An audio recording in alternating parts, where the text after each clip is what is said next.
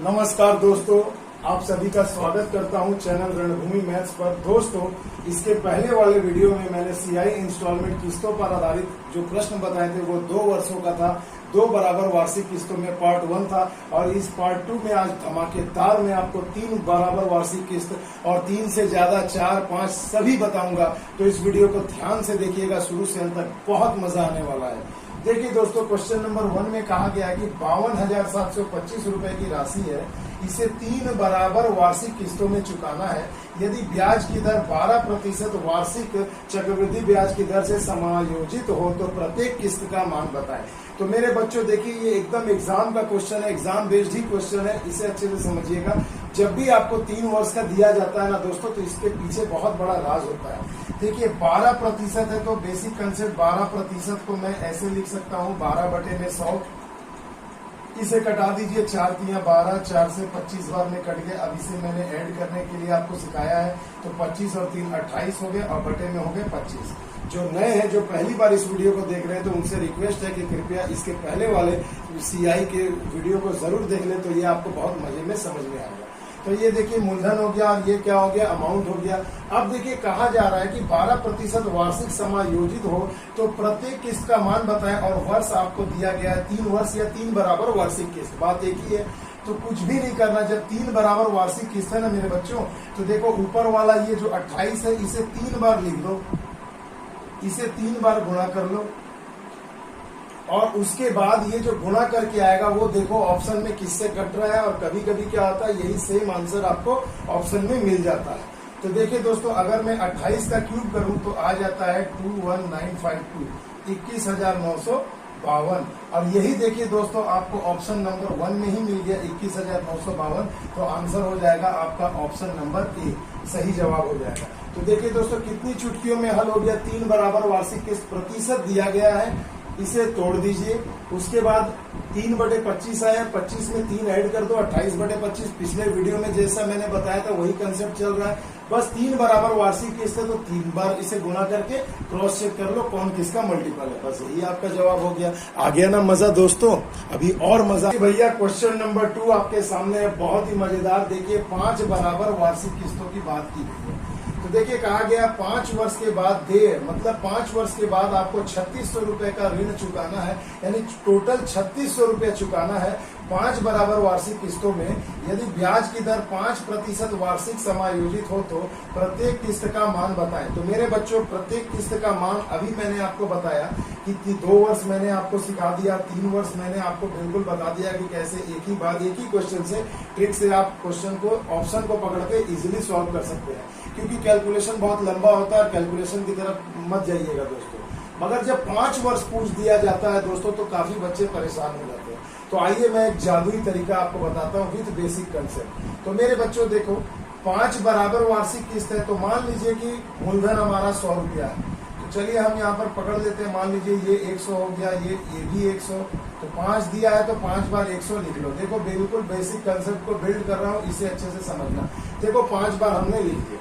अब ट्रिक क्या है दोस्तों, देखिए 5 बराबर वार्षिक किस्त में चुकाना है यदि ब्याज की दर 5% वार्षिक समायोजित हो। तो देखो मेरे भाई, अगर मान लो वो एक ही बार में कुल पैसा चुकाता तो 100 मूलधन चुका देता, 100 लिया था 100 चुका देता। मगर 1 वर्ष के बाद जैसे ही वो चुकाएगा तो उसे 5% का ब्याज देना पड़ेगा कि नहीं भैया, बोलिए, देना पड़ेगा ना। तो अब यहाँ मेरे बच्चों आपको क्या करना है, देखिए यहाँ 5 नहीं है, मान लीजिए ऑप्शन मैच नहीं करेगा। यहाँ ऑप्शन में के हिसाब से यहाँ 10% था, तो क्षमा करिएगा, चलिए 10% ही ले लेते हैं, नहीं तो आपका ऑप्शन मैच नहीं करता तो आपको समझने में दिक्कत होगी। तो चलिए यदि ब्याज की दर 10% है मेरे बच्चों, तो चलिए 10% है तो मान लो अगर मैं पहले वर्ष ही पैसा चुका देता तो ब्याज नहीं देना पड़ता। मगर 1 वर्ष के बाद जैसे ही मैं पैसा चुकाऊंगा, तो अगर मैं 1 वर्ष के बाद कुल पैसा चुकाता तो कितना हमें ब्याज देना पड़ता, 10%। तो 10%, अब 100 और 10 कितना हो जाएगा, इसका 10% यानी 10 रुपया हुआ और मूलधन हुआ 100, यानी हमें कुल 110 रुपया चुकाना पड़ता मेरे भाई। अब मान लो अगर 2 साल, एक साल के बाद नहीं चुका करके मैं 2 साल में चुकाऊं, यानी दूसरे वर्ष में, तो 10% और ईयर हो जाएगा 2 इयर्स। तो 10% यानी 100 का 10 हो गया और 2 साल यानी 20 हो गया। तो यानी कितना हो गया, टोटल 120 रुपया हमें चुकाना पड़ता। क्लियर है बात। फिर उसके बाद मान लो तीसरे वर्ष अगर मैं यहाँ चुकाऊं तीसरे वर्ष तो 10% के हिसाब से, तो 100 का 10% कितना हो गया, 10 रुपया हो गया। 3 साल में कितना हो गया, 30। तो मूलधन प्लस ब्याज कितना हो गया, 130 रुपया हो गया। ठीक उसी प्रकार अगर मान लो तीसरे वर्ष ना चुका के अंतिम वर्ष में अगर मैं चुकाऊं तो कितना हो जाएगा, ये चौथा वर्ष है और 10% के दर से तो कितना हो जाएगा मेरे भाई, 140 हो जाएगा। अब इन सबको आप जोड़ लीजिए। देखिए बिल्कुल ये बेसिक कंसेप्ट बिल्ड कर रहा हूँ। अभी इसके बाद वाला क्वेश्चन एकदम चुटकियों में उड़ाऊंगा इसी कंसेप्ट को बिना इतना कुछ लिखे। तो वीडियो को अच्छे से देखिए और ध्यान से समझिए मेरे को। जरा जोड़िए यहाँ पर कितना हो जाएगा, ये 0 4 3 7 2 9 और 1 10 हासिल 1 2 3 4 5 और 1 6, यानी आपका कुल 600% बराबर होगा किसका, इस दिए गए धन का। यही तो आपने चुकाना है 3600 रुपए, 600%। तो चलिए भैया मैं समझ गया कि 600% बराबर है कितना, 3600 रुपए का। तो इसलिए कितना चुकाना है, प्रत्येक वार्षिक किस्त 100 की मानी गई है। तो चलिए 100% बराबर कितना होगा, तो देखो भैया 3600 इंटू 100 बटे में 600, 0 0 कैंसिल, 6 से 600 बार में, यानी आंसर हो गया 600 रुपया। तो प्रत्येक किस्त का मान आपका निकल कर आ गया कितना मेरे भाई, 600 रुपया। तो ऑप्शन में देखिए 600 रुपया कहाँ है, देखिए ऑप्शन नंबर सी आपका सही जवाब हो जाएगा। आ गई बात समझ में दोस्तों। अगर नहीं समझ में आई तो कोई बात नहीं, अगला जो क्वेश्चन है वो 4 वर्ष वाला, वो भी ऐसे बनेगा। कंसेप्ट ये है कि 5 कहा गया है तो पहले वाले को आप फिक्स रख दो और उसके बाद 4 बार का आप प्रतिशत के हिसाब से निकाल दो। जो रेट ऑफ इंटरेस्ट है वो बिल्कुल सेम रहेगा, 10-10, केवल ईयर बढ़ता जाएगा। देखो ये 1 हो गया, ये 2 हो गया, ये 3 हो गया और ये 4 वर्ष हो गया। देखो यहाँ मैं 1 ईयर लिख देता हूँ आपको समझने के लिए।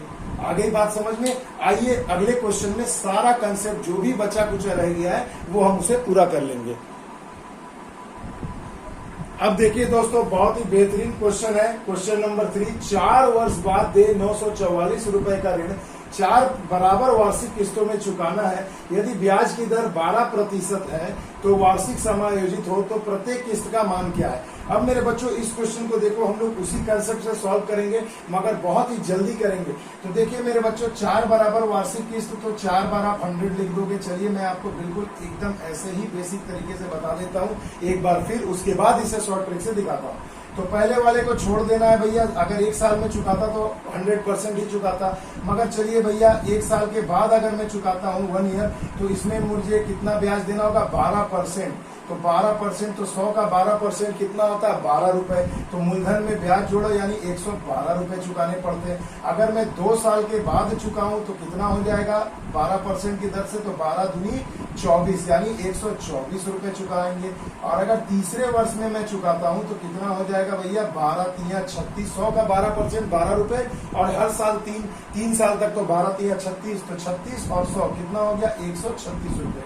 अब इसे आप ऐड कर लीजिए, 6 4 10 2 12 के 2 हासिल रहा 1 3 2 5 1 6 और 1 7 1 2 3 4, यानी 472% आपका बराबर होगा इस 944 रुपए का। बस यही तो आपको करना है, 472% बराबर है 944 रुपए का। तो आपका प्रत्येक किस्त का मान कितना है, 100 हमने माना है, 100%, तो 100% इक्वल होगा। देखो ये इसका डबल है मेरे भाई, है ना। तो 100 इंटू 2 कितना हो जाएगा, 200 रुपीज। तो देखिए भैया यानी प्रत्येक किस्त का मान क्या आ गया, 200 रुपए आ गया। तो आई होप दोस्तों आपको मजा आएगा इस वीडियो को देखने पर कि 3 साल 4 साल और 5 साल कैसे आप इसे आसानी से बनाकर सॉल्व कर सकते हैं, विद इन सेकेंड सॉल्व कर सकते हैं। अब देखो मेरे बच्चों, इसी को थोड़ा मैं अगर कंसेप्ट वाइज आपको समझाऊं कि अब आप एग्जाम में इसे कैसे बनाओगे, तो देखो मैं इसे भी अच्छे से समझा देता हूं कि देखिए पहले यहाँ लिख दो 100। ये अगर मैं तुरंत कर्ज लेकर चुका देता है विद इन 1 ईयर तो 100 रुपीज, जितना कर्ज लिया उतना ही देता। मगर 1 वर्ष के बाद दूंगा तो 1 वर्ष पे ब्याज कितना पड़ेगा मेरा, 100 पे 12% का, तो 12 रुपए, और उसमें 100 में ऐड कर दो तो 112 हो गया ना दोस्तों। ये 1 ईयर का, ये 2 ईयर, ये 3rd ईयर और ये 4th ईयर। अब दूसरे साल में क्या होगा, तो 12 दूनी 24, 100 का यानी 124। तीसरे साल में कितना हो जाएगा मेरे बच्चों, तीसरे साल में आपका हो जाएगा 136 रुपए। क्लियर है दोस्तों। तो देखो ये 1 ईयर में चुकाऊंगा, माफ करिएगा, ये देखो मैं अच्छे से आपको समझाने का प्रयास करता हूँ ताकि आपको गलती ना हो। तो देखो पहले साल में हमने लिया 100, क्लियर है दोस्तों। उसके बाद 12% के दर से अगर मैं चुकाऊं 1 साल में तो कितना होगा, 112। दूसरे साल में चुकाऊंगा तो कितना हो जाएगा भैया, तो 12 दूनी 24 यानी 124, और तीसरे साल में तो 12 तिया 36 यानी 136 रुपए। क्लियर है दोस्तों। तो 1 ईयर, 2 ईयर और ये अब 1 साल तो आपका ऑलरेडी है यहाँ, तो समझ में आया। तो जितना वर्ष रहेगा उससे एक कम आपको लेना है। अब आप इसे ऐड कर दीजिए तो हो गए टोटल आपके 472%, जो इक्वल होंगे किसके भैया, 944 रुपए के। तो 100% बराबर कितने का होगा, तो ये इसका डबल है, तो 100 से 2 मल्टीप्लाई हो गया यानी 200 रुपए।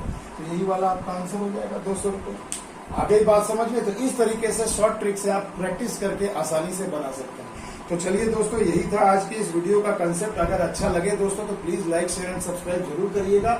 ऐसा क्वेश्चन बिल्कुल आ रहा है दोस्तों, एसएससी CHSL जो अभी होने वाली है, इसके बाद MTS आएगा, और अभी RRB NTPC स्टेज 2 की भी परीक्षाएं चल रही है। तो ये वीडियो बहुत ही लाभदायक है, तो इसे ज्यादा से ज्यादा लोगों तक शेयर करिए दोस्तों। तो मिलते हैं अगले वीडियो में, तब तक के लिए दोस्तों जय हिंद, जय भारत।